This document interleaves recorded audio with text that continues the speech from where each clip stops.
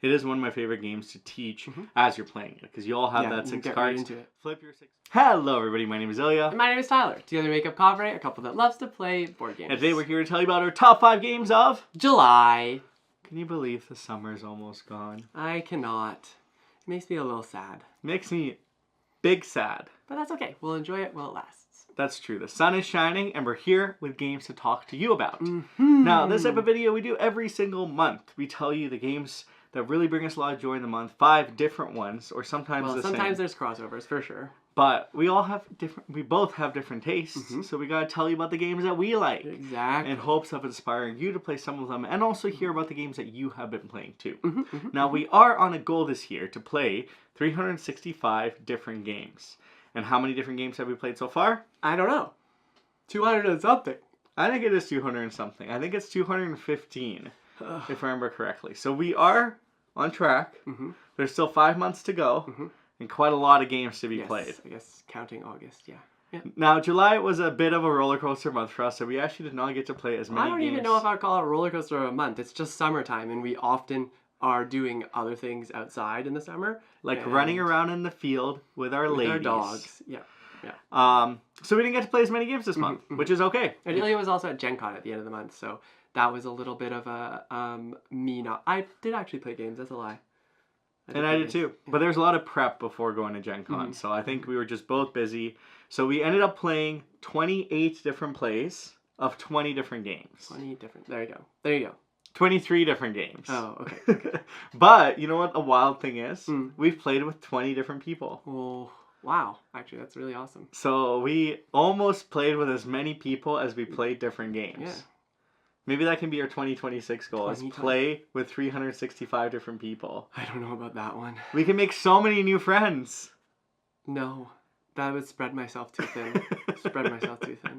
Come on over. Play a game with us. I would be in such a mental drought. I don't have the emotional capacity for that. Sorry, folks. And that is A-okay. Well, with that said, if you're new to our channel, click that subscribe button and follow along for more joyful board game content. And stick around, because we did do a giveaway about a month ago, and we're going to be announcing our giveaway winners at the end of this video. Exactly. Without further ado, here are my 8 honorable mentions. Not a chance. You watch yourself. Can I do 5? You can't do any. None. You get 5 games, top of July. You'd be basically talking about half the games we played anyways. That's true. You get 5 games. That's it. Okay, 5 this time, but maybe I'll have a few honorable mentions next month. Maybe a couple. No. Well, let's get to it. My number 5 is Octocube. Nice. Now, this is a game where you have a little octopus, and on your turn, it's very simple. You either move your cube. Your octopus you move your Octocube, or you collect your Octocube and place all your pieces. So there's a little bit of set collection. The movement is really unique. Yes. Because you really have to plan of how you want to move everything so you can collect everything and how you take things off. It has a gorgeous table presence. It's very unique in its aspects because of the magnetic, I think-ish cube. It attaches. They are magnetic, yeah. It must be magnets if they attach. But there's also layers where you can begin a really kind of family-friendly version and then kind of scale up to a more advanced scoring version. The set collection is really interesting, and the game is very simple but quite enjoyable. Yep. I agree. It's fun. I think it's the cube thing kind of like burns my brain sometimes when I like thinking of planning ahead. Because I have to remember what sides are going to be actually picking up the piece, and whether or not they already have something on it is interesting. But yeah, it's cute. It's quite difficult to think that way as well, because especially when Tyler decides to block your pieces. That's true. There's blocking that can happen, or pass that can be manipulated. Yeah, you could pass and wait for the other Octocube to move through so you can go through. But that's wasting a turn. Exactly. Might not be worth it. Might not be worth it. But that is my number 5, and that is Octocube. My number 5 is a game that we actually got to play out camping. I think it's like one of those perfect games to play like around the campfire, I guess. It's called Just One. Was there just one campfire? There was just one, but we weren't actually playing around the campfire because we were playing it under a canopy. It was raining. But that's perfect. We can get together in a group, play this game. It's not too everybody can kind of hold their stuff in their hands and go from there, and it's just a lot of fun. You're trying to get as many possible answers out of the 13, if of course you're playing like the round rules, but you can kind of just keep going and see how many you can get right and see how many you get wrong. But as the guesser, it's stressful, especially when you have like 7 extra clues. All of the clues. Tyler let us down once. I did. Mm-hmm. He had such a good spread of clues. Do you remember the word? word? It was too good of a spread. It was way too good. It was paradise. Yeah, it was paradise. There was like a lot of music references, a lot of like vacation vacations, holidays, I think. Yeah. But sometimes it's tough when there's a lot of clues out there. And we have yet, in our over 50 plays of this game, had a perfect game. We were close at one point. I think we got 11 points once. Yeah. Of the 13. Of the 13. Yeah. We were super close. And there you go. That's just one. A true classic. Now my number 4 is Tyler's higher number. Higher number. I was going to say it. So we will pass to Tyler for his number 4. My number 4 is this polyomino game called Junk Drawer. I don't know why I like this one so much, but it just like... Well, I know why. It's like one of those polyomino games where you're going to be placing into 4 different drawers, but the 4 cards are like drawn out, and you'll reveal one by one which of those tiles you'll be placing into, well, whichever junk drawer you choose. But every player is doing it differently, trying to kind of like optimize the scoring that's in front of the like public scoring. But the fun part about that is it doesn't have to be perfect, and I think that's what it twists it on its head a little bit, is you don't have to try and fit everything perfectly into your junk drawer. You have to fit it so that it works with the scoring. And which is sometimes perfectly. Or sometimes absolutely terribly, because you want to be like making not so great pairs because you want to score like for the empty spaces that are there. So it's interesting in making those decisions, and I kind of like it like that. I think this is an extremely underrated game. I do. More people should be talking about it. More people should be playing it. It's such a fantastic introductory to those puzzle polyomino type of games. Well, and it's all simultaneous play, so it's pretty fun. It goes by really quickly, and rounds are often, like, there's probably only 12 cards that are drawn during a game, and you all have the same pieces. It just depends on how you decide to place them. And the theme is so wonderful. Who doesn't want to place their tangled earpieces? Yeah. Or their extra phone charger. Or a little scotch tape. Don't forget about your buttons. Buttons indeed. That's junk drawer. My number 3 is the Ace of Spades. Nice. Now, this is a poker mechanic type of game, cooperative game, where you are in the Wild West and you're trying to make your way through the enemies in order to face the final enemy and defeat them with the Ace of Spades. Now, in this game, you're going to be playing poker hands in order to defeat the enemies. You only have a certain amount of hands you can play each round, although you do have a little bit of redraws if you want to do that as well. And as you defeat enemies, you'll gain cards that give you abilities that power you up and make you stronger. If you ever played Balatro, the video game, this game definitely has nods to that as well and gives vibes of that too. And it's extremely difficult in a 2-player setting. Yeah, the 2-player version is pretty hard. I feel like I understood how it would flow as a... I haven't played it solo, but it feels like it would be more or better at a solo. Because you have more control. Yeah, easier. Easier would be the right word. So if you are a solo gamer, definitely check this one out. This one was also really hot at Gen Con, I believe. It was one of the first games that was sold out. There's huge lines, and it's just so fun because you take something that's so familiar, like poker, if you've played before.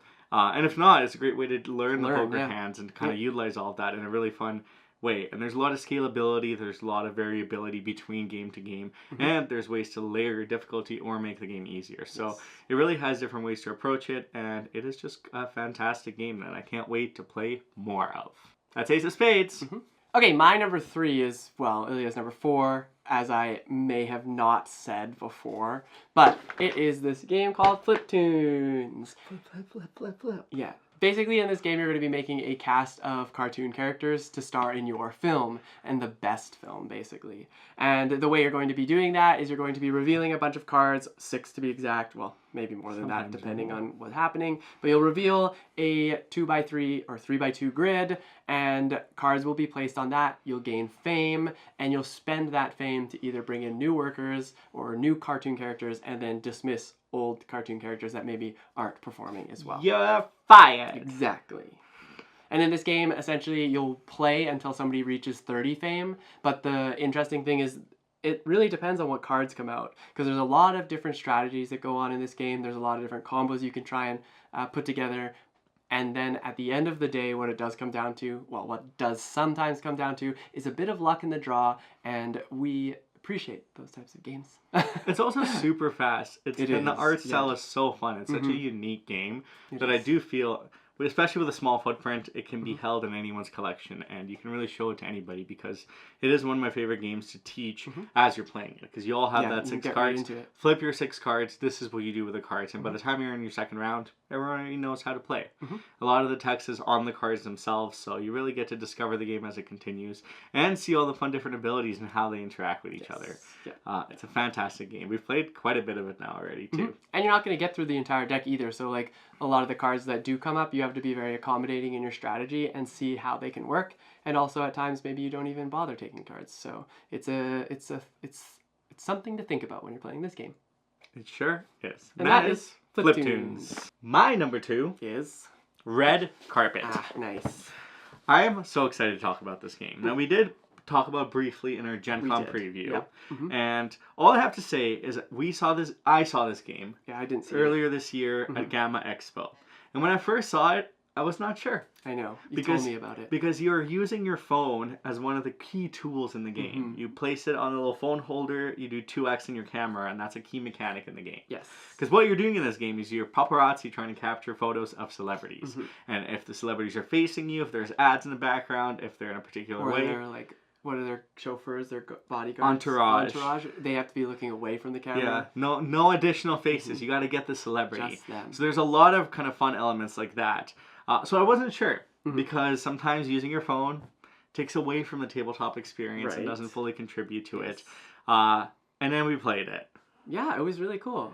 It was so much fun. I feel like, I remember there was a point in the game where all of us were standing.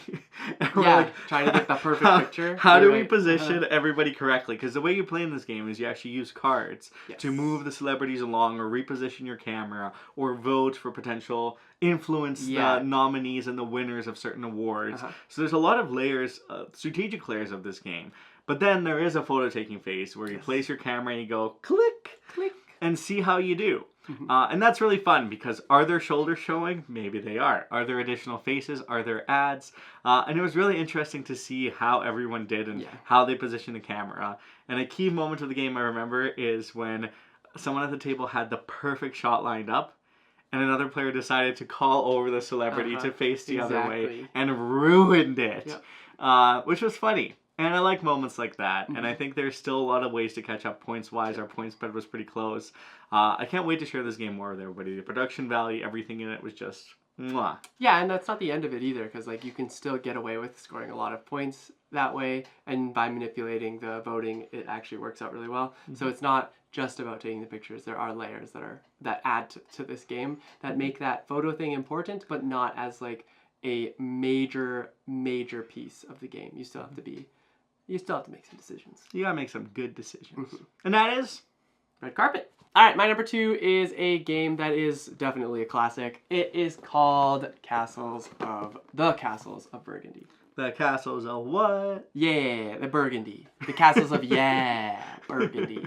You know.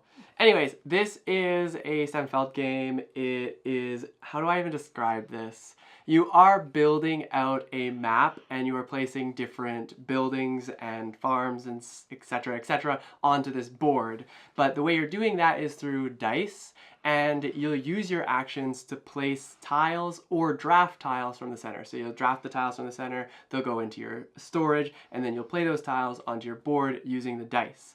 But there are tiles that will add different abilities to your game. There are tiles that will score you lots of points. There are different sections that you need to fill up in a certain amount of time to score yourself bonus points. And there's just a lot going on in this game, but it's also really straightforward. And I think that's what my favorite part about this game is once you get going, it is simply rolling 2 dice and deciding how you want to use them, potentially manipulate them, and draft your tiles or play them onto your board. And you can do that. Timing is super important, and the way you do it is also really important. You've got to make sure you're, well, timing it right. It's been so long since we played this game. I play this one a lot on BGA, but we don't count my BGA plays. So but I was really excited when Ilya was like, we should play Castles of Burgundy. I was like, yes, absolutely we should. Because I don't play as much on BGA, so I also want to be part of the fun. Yes. And it was so much fun to bring it back, and because I think we first played this game kind of early on in our hobby discovery. Pretty early on, yeah. So it's kind of almost nostalgic to keep bringing it back and to celebrate it and see how much fun it still is. Yeah, this was like one of the few games I think that I ended up teaching we played it before, but I had to do the reminisce teach. Yeah, I forgot about a lot. Yeah, exactly. So that is my number 2, definitely probably up there in my favorite games. So Castles of Burgundy. And my number 1. Ooh. And Tyler's number 1. Ooh. Is this game right here called Forest Shuffle Dartmoor. Now, Forest Shuffle. Have you played this copy? No. We just got this from Gen Con, right? It's just open. Well, we have played it. We've played a few times. Yes, we played this game, but I mean, like this copy in particular. I actually might have. I might have played it because I did play it at Gen Con. I just don't remember if we played my copy or somebody else's. Ah, okay. So, Forest Shuffle is one of our favorite games. We absolutely love it. We love showing it to people, and it's quite simple because what you're doing is you're either drawing cards or you're using cards in your hand to play cards. And the resource to play cards is cards. So it's all card based, and then you build a beautiful forest filled with critters, plants, and just happiness. Yes. Now, the reason Forest Shuffle for me is the top of my list this month is because this is now, first of all, this is a standalone game. Yes. So this is not an expansion. This is a new game in the Forest Shuffle universe. Yeah, definitely universe. Don't get it confused because you can't actually combine the two games. You cannot combine the two games. They're different. Separate game. Sheep, Forest Shuffle, Dartmoor. Now, the reason this game's on top of my list is when we first played Forest Shuffle, it was a very magical feeling. It was. Because you play the cards and you'd be reading all the cards, discovering all the abilities, discovering the synergies, and seeing what could potentially happen. And I thought I would never get to experience that again. Yes. But I was wrong because when I played this game, I did. And it was really neat because you could see like, ooh, this card would be really good with that card. Ooh, I can't believe Tyler discarded that card. It works so well for me. I'm going to draw it right away. And it was all those feelings that I really, really enjoyed in Forest Shuffle. And now there's 2 for me to enjoy, so I can keep going back and forth, and then the strategies are just endless. They are very different too because this has what called moors, and they're like another type of tree. For those of you who have played the moors original, aren't a tree. No, they're a different type of tree because like the things that you add to the cards, you have to have that in order to be able to play them. But moors can have 2 things on the top and 2 things on the bottom, but nothing on the right and left. So they add like different layers, and then in this game particularly, there are restrictions. So like some cards that you'll play have to be played on moors. Or they'll give bonus benefits for like being active there. And I just think that like the discovery aspect of the game was fantastic. I think that this is different enough from the other Forest Shuffle that I really like it. I actually do think that this is a little bit maybe I'd have to play them like at the same time. This one, I think Forest Shuffle Dartmoor is a little more like entry level. Like I think it's easier to get into Dartmoor than it is to get into the other Forest Shuffle, but I could be completely wrong because I might have like recency bias having played this the most recent, and I also really like base Forest Shuffle, so then I might be biased there. Anyways, this gave me the exact same feeling I was really excited about. It was fun to discover the new abilities and everything like that, but it still gives a similar vibe with being different, and I appreciate it. And one thing I like too is you can no longer place one of your cards face down. There's only one way to. There's abilities that let you. Yeah, there's many ways to play moors, but they cannot be played from your hand. Yeah. So I that's think really actually, the more I think about it, maybe it is a little bit. No, they're like equal. The more you think about it, the more I think about it. Anyways. Well, that is Forest Shuffle Dartmoor, and it is our number 1 game of July. And July. Not August yet? No. I haven't even played this in August. Well, what the heck have you been doing? I'm playing it on BGA. I'm playing both of them on BGA. That one and the regular one. Are you winning in either? I don't know yet. Well, that has been our top 5 of July. They've been putting some pretty good games in there. Yes, and I think there's going to be more. So the nice thing is Gen Con just happened, so our goal of 365 different games might be a little bit easier. That being said, I'm away for a week in August. I will be playing games actually, so maybe those will count. Well, they will count because you would have played them. Yes, exactly. But if we played them already, then they don't count. Oh, I see, I see. But what I'm trying to say is Gen Con, we got a bunch of new games, so we're going to be playing those, and we're going to be showing those to people. So we're kind of excited to get through those. Well, we definitely are excited to get through those. Is our goal for August to play all of our Gen Con games? No. I can see the pile out there, and it is a lot. I don't think we actually play that many games in a month very often. I think it's a very reasonable goal. No. Well, for our question of the day, we have, what games have you played in July? What are you excited to play in August? Has there been a recent favorite you've rediscovered like we have? Or is there a new game that you're looking forward to playing? Tell us about your gaming habits. Tell us about what's going on and leave a comment down below. Comments, comments, comments. Now, we did do a couple of giveaways. We did. For about these a month two ago games right for here. Ovation and 1 a.m. Jailbreak, which we did in our top 10 games we often recommend. And we have our winners here today. We do. Now, for Ovation, All right. our winner is... Congratulations! And for Jailbreak, our winner is...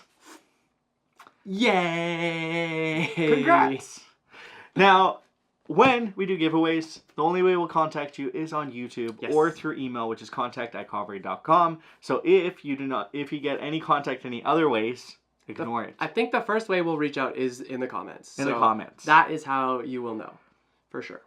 For sure. So keep an eye out, and we'll be doing more giveaways in the future to come. Yay, giveaways! Yay, giveaways. Until next time, though, we hope you enjoyed our top 5 of July, and we will see you in the next one. Bye. Bye.